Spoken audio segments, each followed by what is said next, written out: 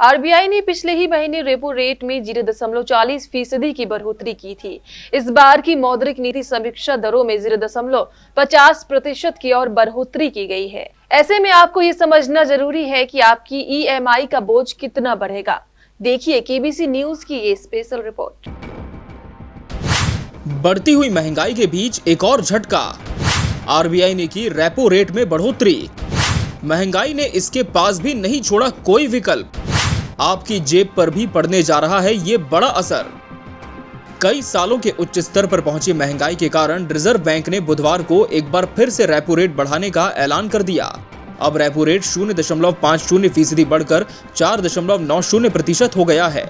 ये करीब एक महीने के अंतराल में रेपो रेट में लगातार दूसरी बढ़ोतरी है। महंगाई ने रिजर्व बैंक के पास नहीं छोड़ा विकल्प। रिजर्व बैंक के गवर्नर शक्तिकांत दास ने मौद्रिक नीति समिति की जून बैठक के बाद रेपो रेट बढ़ाए जाने की जानकारी दी।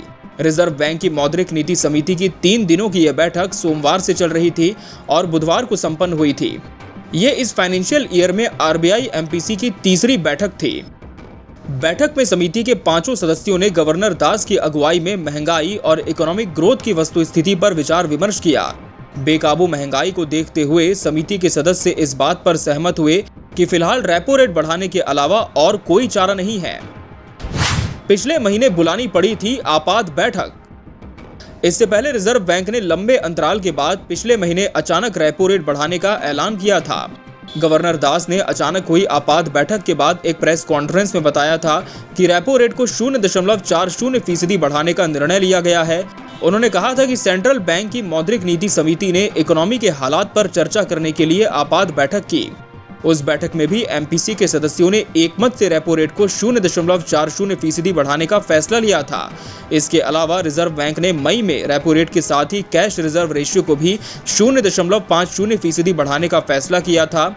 हालांकि एमपीसी ने एकोमोडेटिव मॉनेटरी पॉलिसी स्टैंस को बरकरार रखा था। ऐसे हैं देश में महंगाई के हालात। सरकारी आंकड़ों के अनुसार अप्रैल 2022 में खुदरा महंगाई की दर 7.8% रही थी, जो मई 2014 के बाद सबसे ज्यादा है। इसी तरह अप्रैल 2022 में थोक महंगाई की दर बढ़कर 15.08% पर पहुंच गई थी, जो दिसंबर 1998 के बाद सबसे ज्यादा है। अप्रैल महीने में रिकॉर्ड महंगाई के लिए फूड एंड फ्यूल इन्फ्लेशन जिम्मेदार रहे थे। फूड इन्फ्लेशन की बात करें तो ये मार्च के 7.68% की तुलना में उछलकर अप्रैल में 8.38% पर पहुंच गई थी।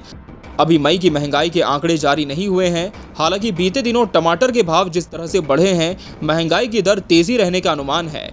दूसरी ओर सरकार ने पेट्रोल और डीजल पर टैक्स कम करने, क्रूड, सोयाबीन और सनफ्लावर ऑयल पर आयात शुल्क हटाने और विमानन ईंधन यानी एटीएफ की कीमत नीचे लाने जैसे उपाय किए हैं। इन प्रयासों से महंगाई कुछ कम हो सकती है। Bureau report, KBC news.